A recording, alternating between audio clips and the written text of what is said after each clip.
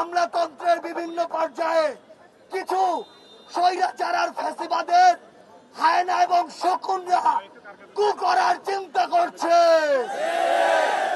আমরা জানিয়ে দিতে চাই, বাংলাদেশের ছাত্র নাগরিক যখন এক হয়েছে তখন আপনাদের এসব কুকুরের মতো লেজ গুটিয়ে পালাবে।